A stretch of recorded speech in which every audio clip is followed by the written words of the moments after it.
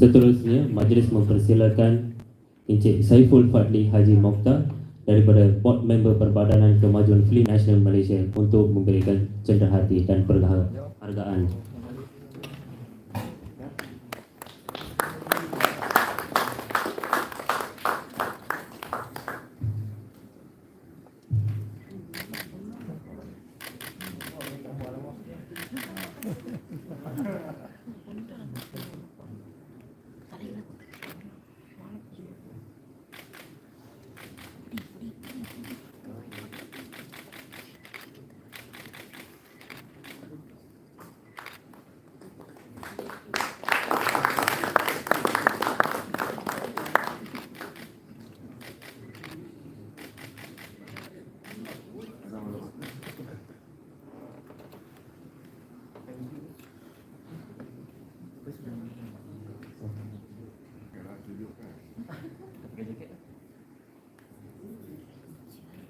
Seterusnya, majlis mempersilakan tim Siti dari oleh Puan Aliza untuk menyampaikan ucapan. Dipersilakan.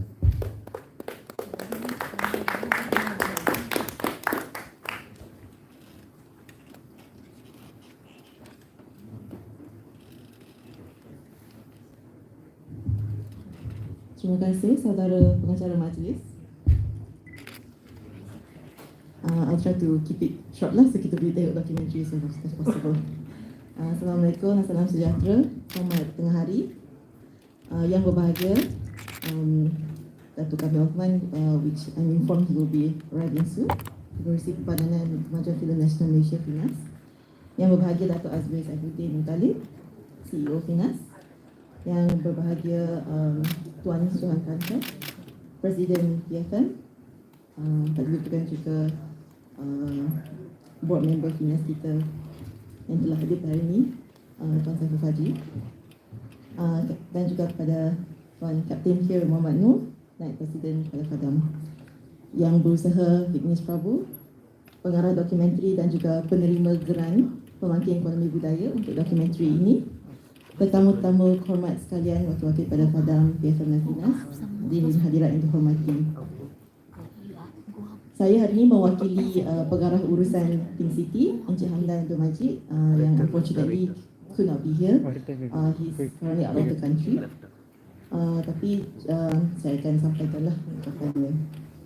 Pertama sekali kami ingin menyatakan Tim City amat berbesar hati dapat menyokong projek dokumentari Ancient Lembah Bujang, satu inisiatif kreatif yang bertujuan untuk mengkongsikan carian arkeologi dan fakta-fakta mengenai Lembah Bujang atau dikenali juga sebagai Bujangga, known as a serpent of the valley. Lembah Bujang ini satu kawasan yang cukup menarik, terletak di negeri Kedah dan juga meliputi Gunung Jerai, kawasan Gunung Jerai. Projek dokumentari ini sebenarnya telah menerima geran di bawah program kami dinamakan Cultural Economy Catalytic Grants in English, dan program grant ini sebenarnya di bawah program Jaringan Arkeopelancongan Wilayah Utara, or in English version is Northern Region Archaeotourism Network. It's actually a program di bawah naungan Kementerian Kewangan di bawah bajet 2022. Antara objektif program Northern Archeo ini adalah untuk mengoptimal dan menghubungkan aset-aset warisan di kawasan wilayah utara Selanjung Malaysia, iaitu di Perlis, Perak, Kedah dan Pulau Pinang, dan untuk menjadi sebuah jaringan yang telah dikurasi khas, or we like to say a well curated network of stories, merangkumi archaeotourism, heritage, natural sites as a kind of catalyst for economic sustainability. Dan program ini sebenarnya dimulakan pada tahun 2022 dan telah menyokong lebih kurang 60 projek di seluruh kawasan wilayah utara yang bernilai hampir 16 juta ringgit. Tuan-tuan dan puan-puan, sebelum saya meneruskan bercerita mengenai dokumentari, izinkan saya kongsikan sedikit mengenai Think City. Jadi Think City diasaskan pada tahun 2009 oleh Khazanah Nasional Berhad. We started as a special purpose vehicle di Georgetown, Pulau Pinang. Think City merupakan sebuah organisasi impak dengan misi menjadikan bandar-bandar yang lebih mesra penduduk, berdaya mampan dan berdaya huni. Basically our goal is to make cities more livable, sustainable, economically strong. And sebagai sebuah organisasi yang juga menempa nama di peringkat antarabangsa, kerja-kerja Think City juga melibatkan advokasi polisi, pengurusan dan implementasi solusi berasaskan tempat, or we say place making. Di samping memanggil perubahan dalam perancangan, kurasi, pembangunan dan meraihkan tempat-tempat keistimewaan. So Think City, here we emphasize an evidence-based and community-first approach. And we have worked in cities and towns across Malaysia for the past 15 years. This year will be our 15-year anniversary. So, tuan-tuan dan puan-puan yang dihormati sekalian, projek-projek seperti dokumentari Encik Lembah Bujang ini merupakan sebahagian dari sebuah usaha jangka panjang untuk mempromosikan aset-aset budaya, warisan dan semula jadi negara. Contohnya tapak-tapak arkeologi di Lembah Bujang, di Lenggong di Perak, Wang Kelian di Perlis, Gua Kepah di Pulau Pinang dan sebagainya. Untuk menaikkan status tapak-tapak ini sebagai not penting dalam sejarah negara, untuk menyebarkan pengetahuan, fakta dan maklumat melalui cara yang menarik dan mudah untuk difahami, dan juga untuk meningkatkan minat orang ramai terhadap tempat-tempat ini, kisah-kisah arkeologi, kebudayaan dan semula jadi di Malaysia. Dokumentari ini, Encik Lembah Bujang dokumentari, dicipta dengan satu matlamat yang utama, iaitu untuk menceritakan naratif Lembah Bujang berdasarkan bukti carian arkeologi. Demi mencapai matlamat itu, pengarah kita ini, Finas Prabu, telah bekerjasama dengan pakar-pakar dan ahli arkeologi dari Pusat Penyelidikan Arkeologi Global University Sains Malaysia, USM, yang telah berkongsi hasil carian dan kajian mereka. Selain itu, beliau juga telah bekerja rapat dengan Museum Arkeologi Lembah Bujang untuk merakamkan dan menangkap suasana di museum. If anybody has ever visited, it's for those of us who grew up in the north, saya dari Pulau Pinang, it's almost wajib in school for you to visit Museum Arkeologi Lembah Bujang. Dan kerana di situ terdapat candi-candi asal seperti Candi Batu Pahat, antara candi yang terbesar yang memang dijumpa di situ, dan juga ada candi yang telah dibawa ke situ supaya untuk to be visited by the public lah. Antara orang yang ditemu ramah di dalam dokumentari ini, which you will watch shortly, is Dr. Nasha dari USM yang kini sedang mengkaji kawasan Lembah Bujang. He's the lead researcher at the moment, working with Jabatan Museum Malaysia dan Jabatan Warisan Negara. At the moment sebenarnya dia tengah ada di excavation site kerana ada penemuan satu lagi struktur di Bukit Coras beberapa bulan lepas, dan mereka jumpa struktur binaan dan artifak yang berumur hampir 1,200 tahun dahulu. One of it is a Buddhist statue, headless Buddhist statue actually. Dan satu kesimpulan yang menarik yang Dr. Nasha telah berikan mengenai Lembah Bujang, because for a bit of context, Lembah Bujang is quite a contested space in terms of sejarahnya. So we have not only peninggalan daripada tamadun awal, tetapi ada beberapa naratif lah yang saya ceritakan dan currently being researched. So it's currently also dalam proses untuk dijadikan salah satu tapak warisan negara lah. So one interesting kesimpulan that Dr. Nasha has given daripada hasil cariannya ialah di Lembah Bujang inilah wujudnya satu masyarakat majmuk, meaning of all races, of all religion, yang tidak mengira bangsa dan agama from thousands of years ago until today. It's more of proof that tanah kita ni has been the home to many different races, many different religions, because of the importance of it in the trading route the abundance of the natural assets. So that is one thing that Lembah Bujang represents for Malaysia. Untuk akhiri ucapan saya, Think City ingin mengucapkan tahniah kepada Finas Prabu dan Sain Anthony Newell untuk minatnya yang mendalam and film as anak Kedah dan usaha kerasnya demi menjayakan projek ini. Kami berharap dokumentari ini dapat meningkatkan kesedaran tentang pentingnya pemeliharaan aset-aset dan penceritaan berasaskan fakta untuk generasi yang akan datang serta dapat menanam semangat kenegaraan dalam sejarah dan budaya kita yang multicultural. Sekian, terima kasih.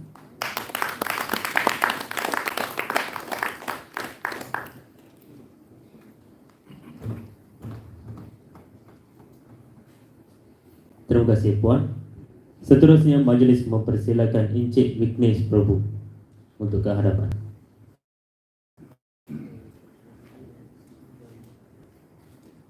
Okay, very shortly, we are going to preview the documentary for all of you.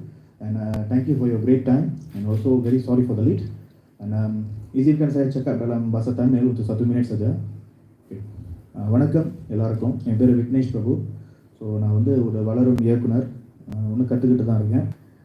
இந்த டாக்குமெண்ட்ரியில் வந்து இந்த டாக்குமெண்ட்ரிக்கு முன்னால் நம்ம வந்து ஒரு 15 short films, music video, திரைப்படங்கள் பண்ணியிருக்கோம். திரைப்படம் பார்த்திங்கன்னா பரமபதம்னு ஒரு படம் பண்ணோம். அந்த படம் வந்து மலேசியா சாதனை புத்தகம், மலேசியன் புக் ஆஃப் ரெக்கார்டில் வந்துருச்சு. அதிகமான விருதுகள் வந்து தமிழ் திரைப்பட கேட்டகரியில் நம்ம வாங்கியிருந்தோம். அந்த படம் இப்போ நீங்கள் பார்க்குறதா இருந்துச்சுன்னா த ஸ்னேக் அண்ட் லேட் கேம் போர்ட்னு சொல்லிட்டு நெட்ஃப்ளிக்ஸில் பார்க்கலாம். ஸோ அதை தாண்டி அடுத்தது வந்து நம்ம அக்ரேனேன்னு ஒரு படம் பண்ணியிருந்தோம். அந்த படம் வந்து February 29 மலேசியா முழுவதும் வெளியாகுது. So Malaysian and Singapore cinemas officially released by DMI Creations. So our next film is going to be released end of the month February 29, which will be released by DMI Creations. The name is Agrine. So for sure I will invite all of the respected Datti for the premiere on February 28. ஸோ அந்த படமும் வந்து எங்களுடைய வந்து ஒரு முக்கியமான ஒரு அடுத்த கட்ட முயற்சின்னு தான் சொல்ல முடியும். ஏன்னா வித்தியாசமான கதைக்களமும் ஜானரும் நம்ம செய்கிறதுக்கான ஒரு முயற்சியில் தான் இருக்கும். அந்த படம் முதல்ல பார்த்துட்டு என்னை ஆசீர்வாதம் பண்ணதே சுவன் பஞ்சாச்சார் சார் தான். அவர் தான் ஆக்சுவலி வஜீப் தாயங்கில் வந்து மேனேஜ்மெண்ட்டில் ஹெட்டாக இருக்கார். ஸோ படம் பார்த்துட்டு ஒன்றும் பேசலை, அவர் அப்படியே ரொம்ப மெனக்கட்டிங்களோன்னு சொல்லி ஒரு வார்த்தை கேட்டார். ஸோ ஏன்னா பரமபதத்துக்கு வந்து அவருக்கு அந்த அளவுக்கு நல்லா இருந்துச்சு, பட் ஒன்றும் நாளாக பண்ணியிருக்கலாம் தம்பி அப்படின்னு சொல்லி ஒரு வார்த்தையில் முடிச்சிட்டாரு. அதுக்கு மேலே நம்மளுக்கு தெரிஞ்சுக்க வேண்டியதுதான். ஆனால் இந்த படத்துக்கு வந்து அவர் சொன்னது வந்து ரொம்ப மெனக்கட்டிங்களோ, இந்த படம் வெற்றி ஆகணும், நான் கடவுளை பிரார்த்திக்கணும்னு சொன்னார். அந்த 3 வார்த்தை தான் வந்து அது பெரிய பிளஸிங்காக இருந்துச்சு. Thank you sir. ஸோ உங்களோட பிளஸிங்கோட அந்த படம் பெரிய வெற்றி ஆகும்னு நான் வேண்டிக்கிறேன். ஸோ அதுக்கப்புறம் 11ஆம் மாதம் STE. ஸோ இப்போ நான் லெம்பா புஜாங்க்கு வந்துடுறேன். லெம்பா புஜாங் வந்து பல சர்ச்சையான கேள்விகள் வந்து நிறைய பேர் இன்னும் கேட்டுக்கிட்டு இருக்கீங்க. ஸோ ஏன்னா எனக்கு இந்த ஒரு வாரத்தில் வந்து I got a lot of calls from outsiders, also from our friends lah.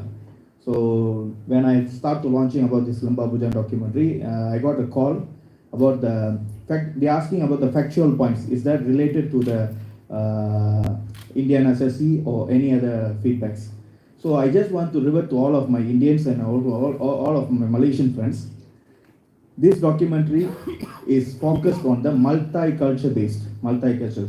So it's about Indians, Chinese and Malays and also other people 2000 years before. How we are living together here. That's the main motive. So we also sent to some of the point of Rajaraja Chola, Rajendra Chola, Buddhism, Hinduism. But that will be a minor part, very minimal part. So this documentary focusing on the multicultural and the unity. Okay, so without the first one, I want to show the behind the scenes of the documentary. Light on.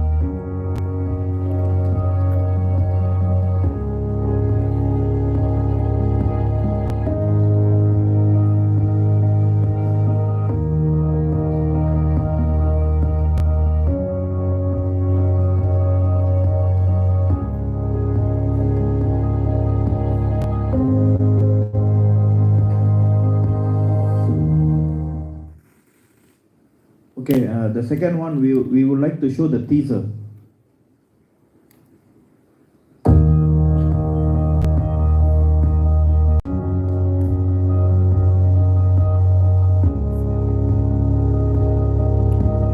Hi, I'm Agundan Saharivan. I'm here today to explore more about our historical place called Bujang Valley.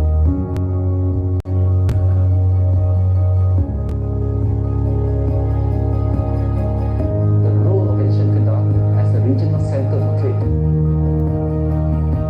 Dan ini adalah buat pertama kali kita jumpa Sungai Bina jadi pelabuhan di dekat tamadun Asia Tenggara.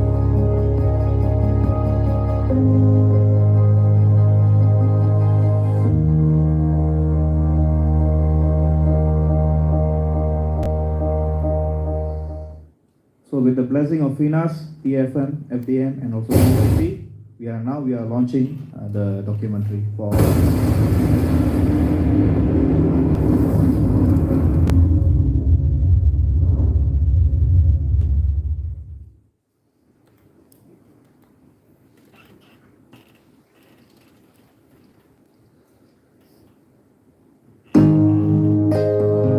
Kedah, also known by its honorific Darul Aman and historically as Kedah, is a state of Malaysia. Located in the northwestern part of Peninsular Malaysia, the state covers a total area of over 9,000 kilometers per square, and it consists of the mainland and the Langkawi Island.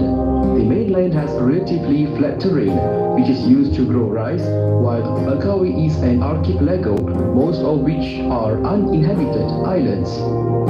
Kedah was previously known as Kedaram by the ancient and the medieval Tamils, Kedah in Sanskrit literature, and followed by Calabar by the Arabs, and Shiburi by the Siamese when it was under their influence. To the north, Kedah borders the state of Perlis and shares an international boundary with the Songkhla and Yala provinces of Thailand. It borders the states of Perak to the south and Penang to the southwest.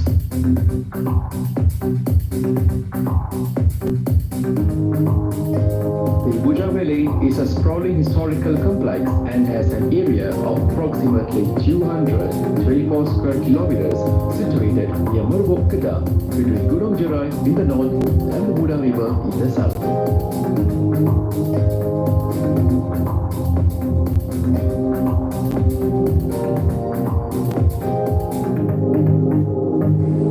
Hi, I'm Agundan Saharivan.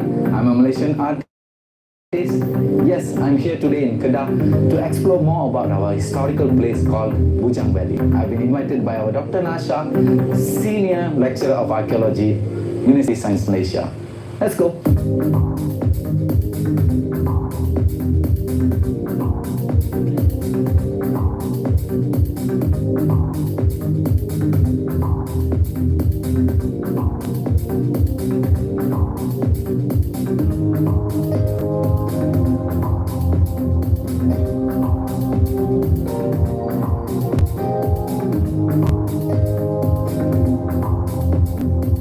Hello, Doctor. Finally, I got to meet you in person. Glad to meet you, Doctor. Glad to meet you too. So, shall we? We are going to have a look at the Candi Bukit Batu Pahat. Sure. Up there. Come. Let's go.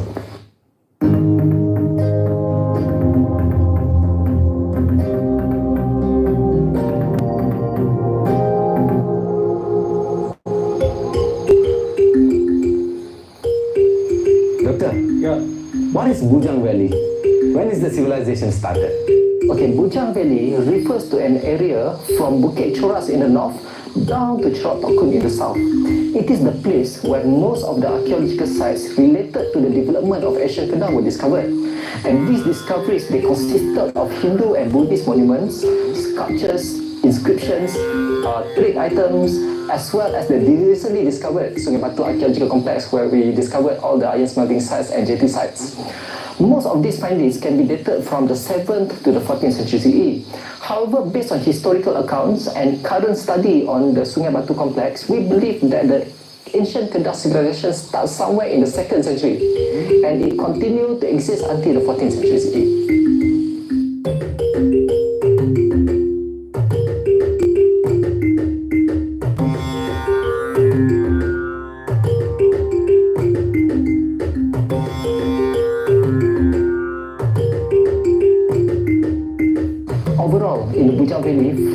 Bukit Churas down to this Cerok Tok Kun, we have around 185 archaeological sites. From these 185 archaeological sites, we believe there are around 55 chandis. Okay, these 55 chandis consisted of Hindu and Buddhist sites, and most of them are located in the Sungai Bujang complex and the Sungai Buddha complex, while a number of other sites are located on top over here, like this Bukit Batu Pahat, Bukit Coras, Bukit Mariam, etc. It's looked like this place is surrounded by mountain and a forest. Doctor, is there any reason why they chose this place? Because the area has a very sacred landscape. You know, they have a high mountain, they have river. You know, it shows the characteristic of a very beautiful and sacred place. And it is very suitable for a sacred site to be built. Okay.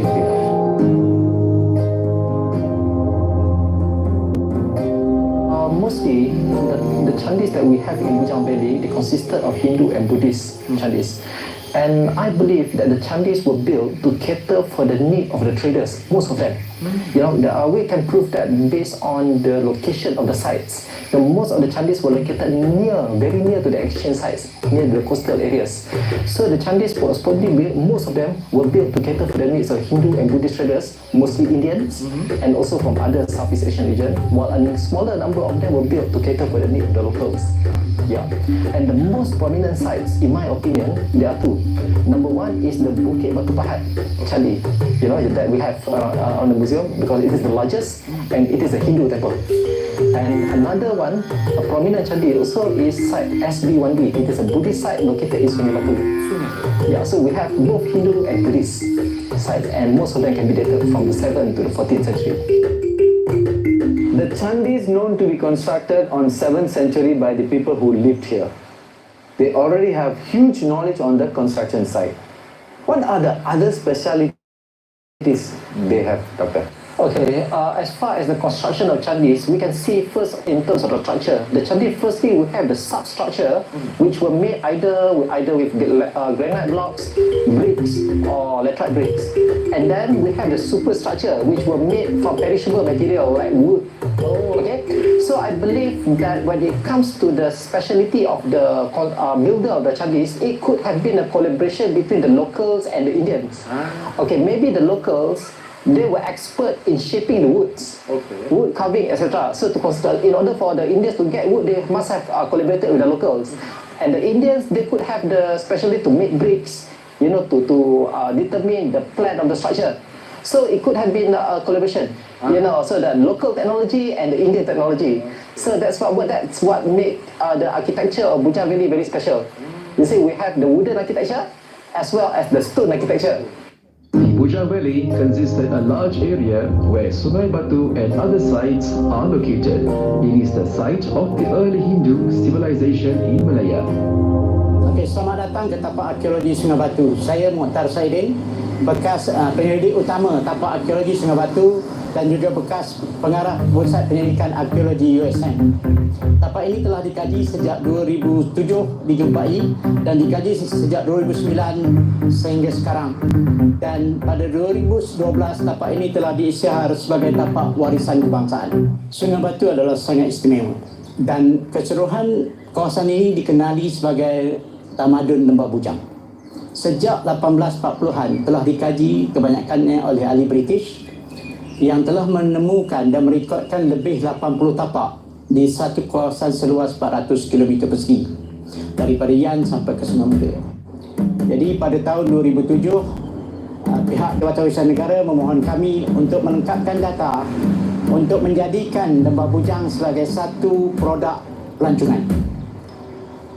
Oleh kerana pada 2007 permintaan itu kami penuhi dengan melakukan dulu kajian literatur apakah yang tidak lengkap lagi tentang Lembah Bujang, padahal telah dikaji sejak 1840-an. Lembah Bujang telah mempunyai Museum Arkeologi Lembah Bujang pada 1980. Jadi daripada kajian literatur yang kita buat, kita dapati memang banyak ruang-ruang kosong yang masih boleh dilengkapkan. Terutamanya penemuan sebelum 2007 kebanyakannya adalah monumen candi Hindu-Buddha dan juga bukti perdagangan awal, tetapi kesemuanya paling awal pun pada abad kedua Masih. Kerana Selat Melaka adalah laluan perdagangan awal yang sangat penting. Ya, dan mau tidak mau, kalau perdagangan daripada Arab, Eropah dan juga India untuk ke China, laluan yang terbaik ialah Selat Melaka. Dan kita tahu bahawa China dan India sekurang-kurangnya pada 5,000 tahun dulu sudah pun bertamadun. The Bujang Valley had a very intimate relationship with the maritime trade activities from 7th to the 14th century between several countries in Asia, China, West Asia, India, and Middle East.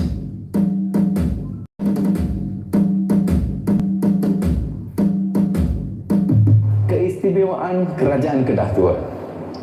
Why Kedah Tua is so special until it's created own name and history as maritime trade on 10th century, Doctor? Okay, Ago, there are three main significance of the history of ancient Kedah to the Malaysian history. Number one, the role of ancient Kedah as a regional center for trade. Number two, the cultural complexity of the society in ancient Kedah. And number three, the foreign relation of ancient Kedah with Sriwijaya and the kingdoms in South India. As a regional center for trade, we know, based on Indian records, based on Arab records and the archaeological findings, ancient Kedah was an important center for exchange for commodities coming from the east and west. And at the same time, it also functioned as a center for industries for several types of commodities such as iron, beads and pottery making. Okay, that is in terms of the economy. As far as the cultural complexity is concerned, we know that in ancient Kedah, due to its relation as a regional center for trade, there are many traders coming from India, China, Arab and Persia came to the area to trade and to stay there for several months. Due to the interaction between the foreign traders and the local societies, it created some sort of cultural complexity which led to the discoveries of lots of chandis, the Hindu and Buddhist temples. We have lots of ceramics, etc.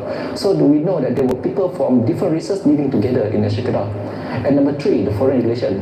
We know that ancient Kedah had a very close relation with the kingdoms of the southern India, especially with the Pallavas and the Cholas. And at the same time, ancient Kedah was known to be part of the Sriwijaya Empire. So due to these 3 points, we know that ancient Kedah was an important center for trade. It had a close relation with South India, complex culture, and that's why it is very significant in our Malaysian history. Okay, there are 3 main factors which led to the rise of ancient Kedah as a center of trade and industry. Number 1, the geostrategic location of ancient Kedah. Number 2, the geomorphology and geology of the area. And number 3, the abundance of natural resources. Well, ancient Kedah has been referred to as an international trade due to the abundance of Indian and Arab texts mentioning its role as a center for exchange, center for international trade. For instance, we have the Sangam period, Tamil poem such as Patinapalai and Silapadikaram. Patinapalai mentioned that the goods from Kasagam was being traded in South India. In the text of Silapadikaram, it says that a type of aloe wood known as the Kidaravan was being traded also in South India. So we know that there was a relation between Kedah and South India. And then when we go to the 7th and to 8th century CE, we have the Sanskrit text, the Katha Sarit Sagara and the Kaumudi Mahotsava. It mentioned that ancient Kedah was an international trade, a very busy port. So it was mentioned inside the Sanskrit text. Based on this Indian text, aside from the Arab text which mentioned about about a place known as Kala. Okay, Kala, the port of Kala. Between the 9th to the 14th century, it was also an international trade center for trade. Inside the text was mentioned that. So based on these different historical sources, we know that ancient Kedah was a busy port, and that's why we refer it as the center for exchange. Okay, as far as Pangkalan Bujang and Kampung Sungai Mas is concerned, what is the role? We know the role of these 2 settlements based on the archaeological findings. Okay, excavation in Pangkalan Bujang had revealed discoveries of numerous Chinese ceramics dating back from the Tang period, Sung period to the Yuan period. Okay, from the 7th to the 14th century CE. And the number of ceramics that we discovered was thousands. Thousands of ceramics aside from lots of Hindu and Buddhist temples. Okay, based on that, we know that Pangkalan Bujang functioned as the center for international trade. These archaeological remains show that there was a maritime polity here. In Sanskrit, the term Bujanga referred to a serpent. The name Bujang Valley comes from the word Bujanga.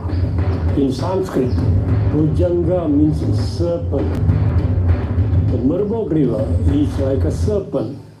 So, archaeologists call this Bujang Valley because there is a tributary of the Merbok River, which is Sungai Bujang. So, it's named after that, just like Indus Valley, named after Indus River, Wang Ho Valley, named after Wang Ho River, Nile Valley, named after Nile. Like that, Bujang Valley is named after Sungai Bujang. We have two evidences, one literary evidence and two archaeological evidence. For literary evidence, there are four types. One, Indian literary evidence. Two, Chinese literary evidence. Three, Arab literary evidence. And four, Malay literary evidence. From this evidence, we will know the history of Bujang Valley. To further strengthen this, we have archaeological evidence. Bujang Valley is full of chandis. Now, chandis are small temples, Hindu and Buddhist temples. And the word chandi comes from the word Chandriga, another name for Durga. These chandis are made of granite, laterite, or bricks. And these chandis, about 10 of them were reconstructed from 1974 to 1978. And 4 of them are behind the museum in Merbok. In all these chandis, some are Buddhist, some are Hindu, and there is Vimana and Mandapa for the Hindu chandis. And the statues, artifacts found here were from Chandi number 8, Sivalingam, and foils, Nandi, Siva, Parvati. 8 caskets were found, relinquished, and Chandi 16, in 16A, Buddha statue was found. According to Professor Nick Santos, 5 Buddhist statues were unearthed. Terracotta Buddhist statues, locally made. Chandi number 11 at Pangkalan Bujang, Ganesha was found, headless Ganesha. There were a lot of ceramics. For example, Chandi number 16 is from Pangkalan Bujang, near Pangkalan Bujang. A lot of Tang and Song ceramics were found. Arab coins were found, Abbasid Caliphate coins, at Chandi number 50, showing that Pangkalan Bujang was an entry port, an international trading center where Indian, Chinese, Arab, Japanese, Cambodian traders were coming. It was the most important trading port in Southeast Asia. Keistimewaan Sungai Batu selain daripada penemuan tapak peleburan besi ialah kita menemui monumen jeti yang mewakili sebuah pelabuhan. Dan ini adalah buat pertama kali kita jumpa sebenarnya jeti pelabuhan di peringkat tamadun Asia Tenggara. Jeti yang paling awal yang direkodkan di Sungai Batu adalah bertarikh 582 sebelum Masihi. Bermakna kurun ke-6 Sungai Batu telah mempunyai sebuah pelabuhan. Di belakang saya yang sekarang ini dalam semak hutan sebenarnya sebuah tasik dan sungai lama dahulu, di mana berlangsungnya sebuah perniagaan awal sejak abad ke-8 sebelum Masihi lagi.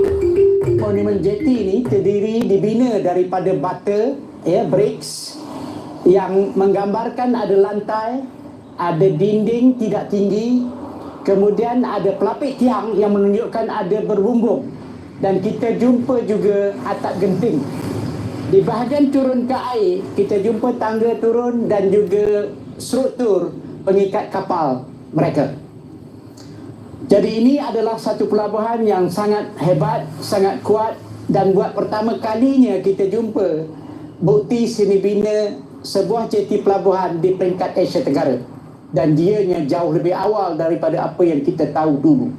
Dan oleh kerana Sungai Batu menghasilkan besi untuk diekspor, maka sudah pasti mereka memerlukan pelabuhan yang hebat, yang kuat, kerana besi adalah barangan yang sangat berat. Dan berkaitan dengan itu, kemudiannya Lembah Bujang atau Kerajaan Kedah Tua juga mempunyai beberapa pelabuhan lain yang jauh lebih lewat. Di kedua-dua, di Sungai Mas dan juga Pangkalan Bujang, kita tidak menemui struktur seni bina jeti pelabuhan, tetapi kita menemui begitu banyak artifak perdagangan. Contohnya seramik Cina, contohnya manik dalam pelbagai saiz dan bentuk, terutamanya di Sungai Mas. Jadi Kedah Tua ataupun Tamadun Lembah Bujang ini bermula dengan pelabuhan dengan struktur seni bina yang mewakili tempat berlakunya pertukaran antara besi dan juga barangan yang kita perlukan, dan kemudiannya berlangsung pelabuhan-pelabuhan lain seperti yang kita temui di Pangkalan Bujang dan juga Sungai Mas. In 1025 century, the Chola Emperor Rajendra launched naval raids on Sriwijaya in maritime Southeast Asia. Rajendra's overseas expeditions in Sriwijaya was a unique event in India's history and its otherwise peaceful relations with the states of Southeast Asia. Several places in present-day Indonesia and Malay Peninsula were raided by Rajendra, one of the Chola dynasty. After the Chola raid, all these areas continued to exist as independent kingdoms. Evidences for the relation between Cholas and ancient Kedah exists between the late 10th to the 11th century.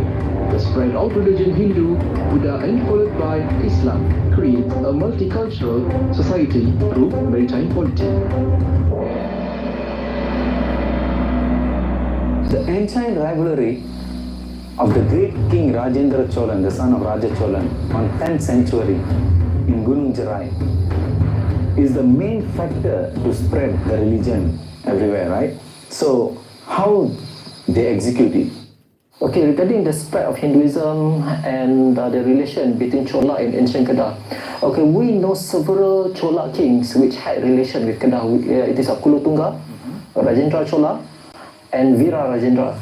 Okay, these rulers of Chola, they can be dated somewhere between the 10th to the 11th century CE. Okay, and they had very close relation with Kedah. However, we have to know that the relation between Kedah and South India started several hundred years before then. Okay, since the 2nd century AD already, during the Sangam period. So the Cholas were, these Chola kings were not the first who started relation with Kedah, in fact. And we have many Hindu sites, which were dated somewhere between the 6th to the 7th century. It is like 300-400 years before this Rajendra Chola, before this Kulotungga and all. So it is only during the rule of Kulotungga, Rajendra Chola and Veera Rajendra that the relation become closer. Because we found several inscriptions in India, in southern India, which show that the relation between the rulers of Kedah, Sriwijaya and Chola were very good. Okay, for instance, we have the larger Leiden Copperplate, the smaller Leiden Copperplate, and there is one instance that Rajendra Chola came and attacked Kedah, maybe due to some great trade disputes, but after that the relation were restored. So the relation between Chola and Kedah was a very close trade relation. As for Hinduism, it started earlier than these three kings. It started like maybe in the 4th, 5th century, where we found lots of temples dated during this period.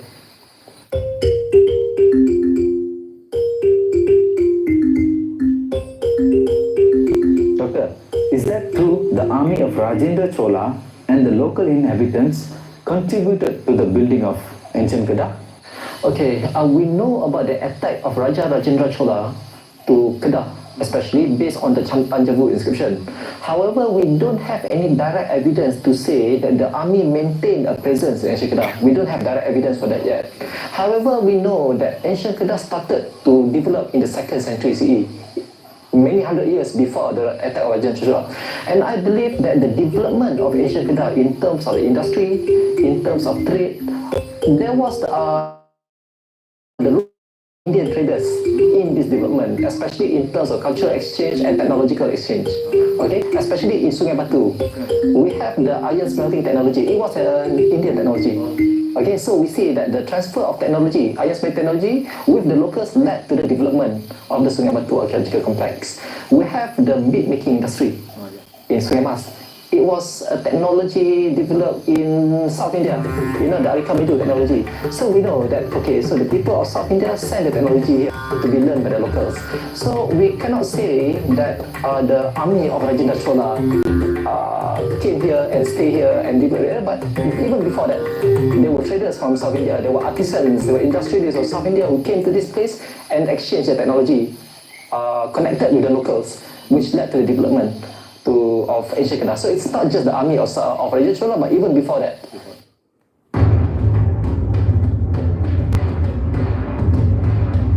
So far, our archaeological findings had led to discoveries of only Hindu and Buddhist temples and sculptures and inscriptions. However, based on other historical records, we believe that after the 8th to 9th century CE, there were Arab traders, there were Persian traders and Chinese traders. So aside from Hinduism and Buddhism, I believe there could have been Muslims here also, but we don't have the archaeological evidence yet. Okay, and as the center of trade, we have people from everywhere. People from different backgrounds in terms of faith. So now, aside from Hinduism and Buddhism, there could be other religions like Islam, you know, and the folk religions of the Chinese, yeah. But the most dominant must have been Hinduism and Buddhism. Mount Jerai has become a guide for the foreign traders to stop at the port of Lembah Bujang or at Entamizh. Old Kedah Port has been a place of exchange of goods, stopover and repair place for sailors and traders from Arabia, India, Sri Lanka, Persia and Europe before they continue their journey to the east. Our interpretation regarding the archaeology and history of Bujang Valley had shown that there was a multicultural society here. It was a place where people from different races, different cultures come and meet and do their economic activities. So we have Indian traders, Arab traders, Persian traders, Chinese traders, as well as the local inhabitants. What we have in ancient Kedah 2,000 years ago is similar to what we have today in Malaysia as a multicultural society. So the heritage of Bujang Valley, the heritage of ancient Kedah belongs to everyone, regardless of race. Museum arkeologi ditemukan apabila banyaknya tapak-tapak monumen bersejarah ditemui di kota Lembah Bujang dan banyak ada artifak ditemui. So Jabatan Museum Malaysia itu mencadangkan kepada Kementerian untuk menubuh sebuah museum khusus di Lembah Bujang ni. So museum ini mula bercadang pada Februari 1976 dan siap pada hujung 1977 dan dibuka dengan rasminya oleh almarhum Sultan Abdul Halim Muazzam Shah Ibni Abdul Sultan pada 23 Januari 1980. Pada awal penubuhan museum, kita ada 4 peranan utama. Pertama ialah untuk mengenal pasti tapak-tapak dalam sejarah kota Lembah Bujang. Yang kedua ialah membuat penyelidikan dan ekskavasi arkeologi Lembah Bujang, dan yang ketiga ialah memelihara dan memelihara tapak-tapak dalam sejarah Lembah Bujang, dan keempat ialah mempamerkan artifak-artifak endemik kota Lembah Bujang.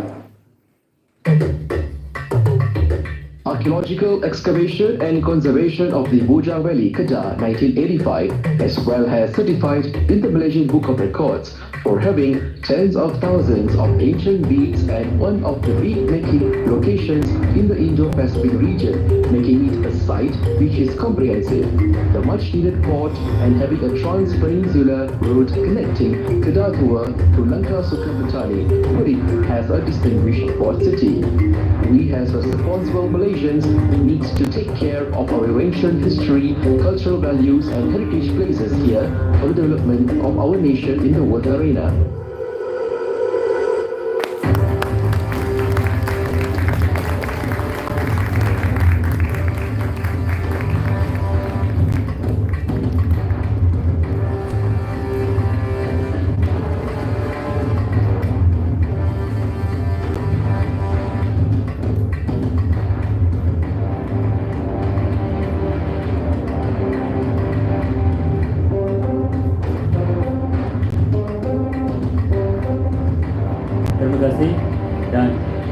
adalah video untuk The Ancient Lembah Bujang documentary. Selepas ni ada apa-apa feedback ke atau untuk suggestions regarding the document, you can refer to our director, Mr. Finas Prabhu, for for the future development, and also there will be a lot of videos and also like social videos will be like coming out soon from him himself and also his team. And selepas ni kita akan menjemput Mr. Finas Prabhu untuk ke hadapan untuk memberi penghargaan kepada berhormat-hormat yang hadirin ke majlis ini.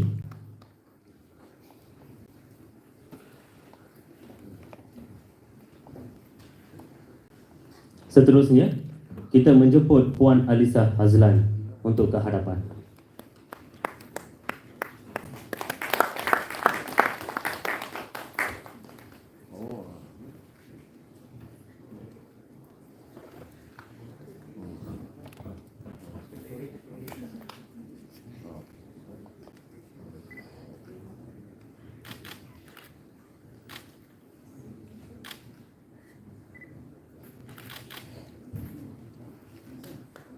Seterusnya, kita menjemput Yang Berbahagia Tuan Suhan Panca ke hadapan.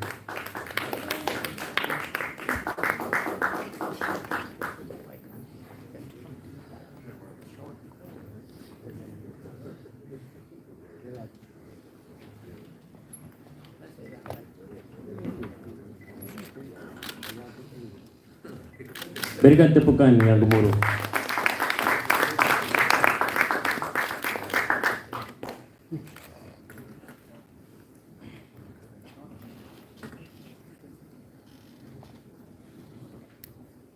Seterusnya, kita menjemput Yang Berbahagia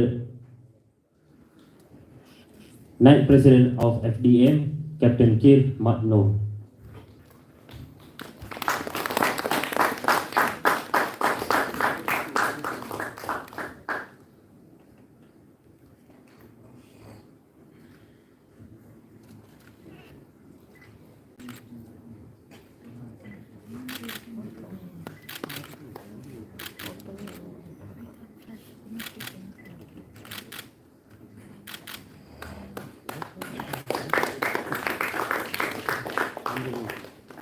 Seterusnya, kita menjemput Secretary of FDM Ahmad Hashim.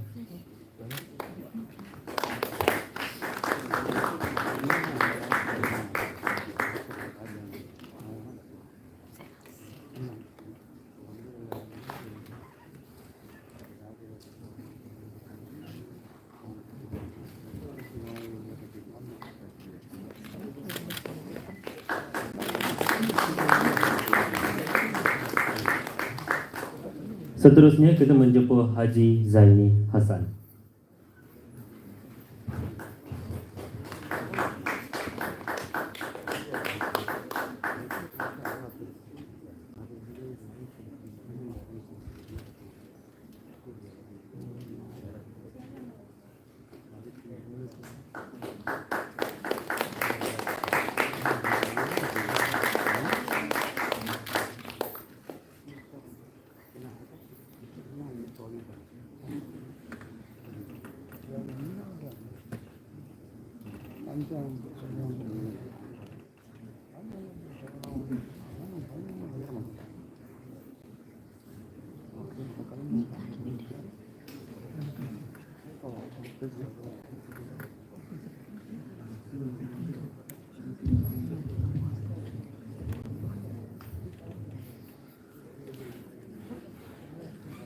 Seterusnya, kita menjemput CEO Finas Yang Berbahagia Dato' Azmi Saifuddin Muttalib untuk memberikan ucapan.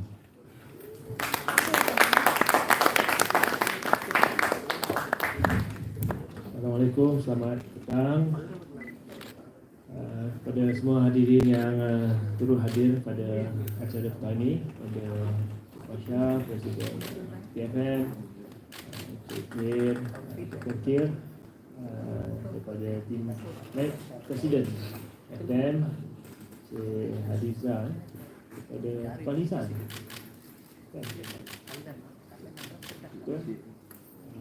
kepada Pink City dan juga di bawah Yayasan Sana, kerana telah memberi sokongan terhadap projek ini.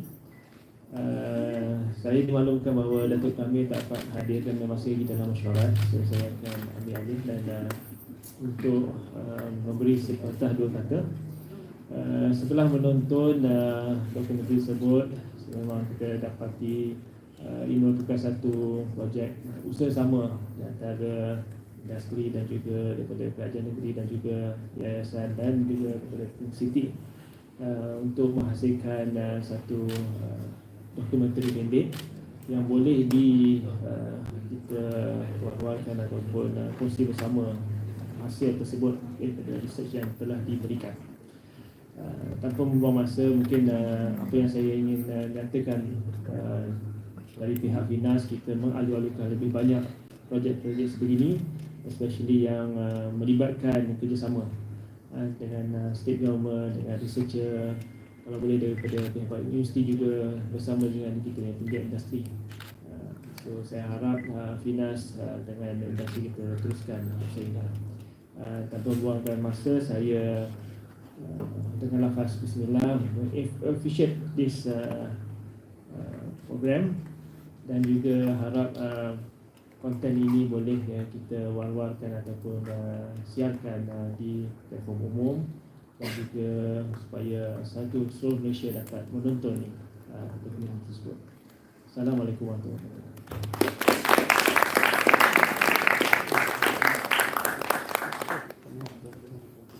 Terima kasih yang berbahagia.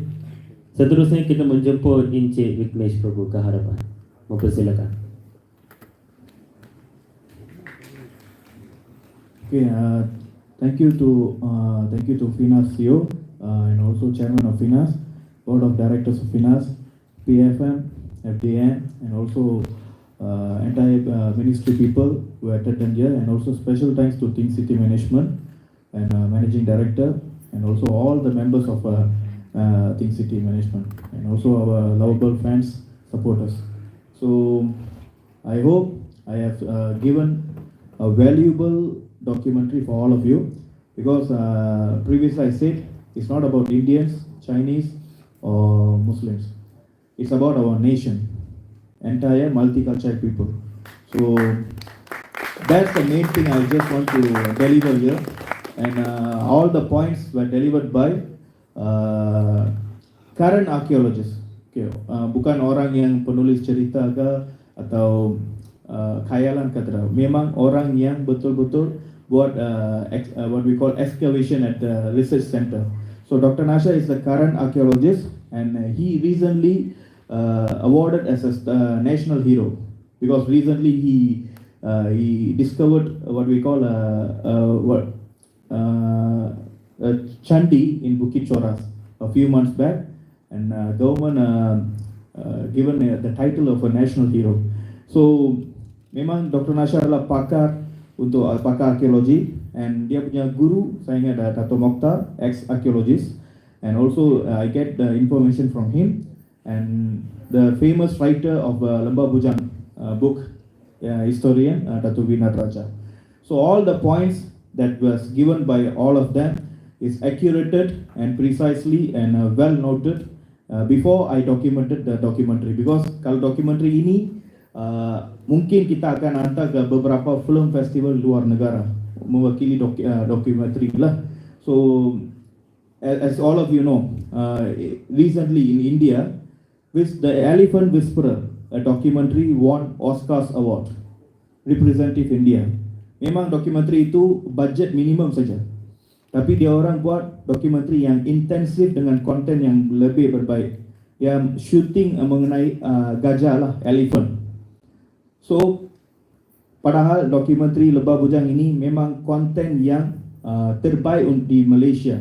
So saya nak saya punya hasrat bertinggi, saya nak hantarkan dokumentari ini ke luar negara film festival with the great support of Finas and also entire management of FDM and PFM lah.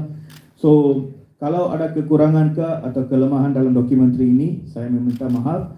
And we did the documentary in 4K actually. So because of the what we call the screening here, 1080 quality only. So maybe the quality might be dropped lah.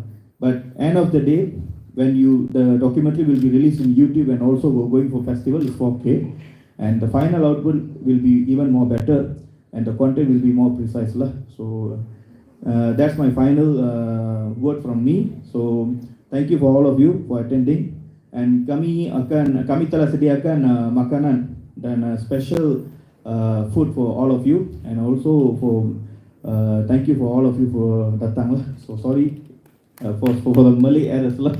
Minta maaf. Thank you so much.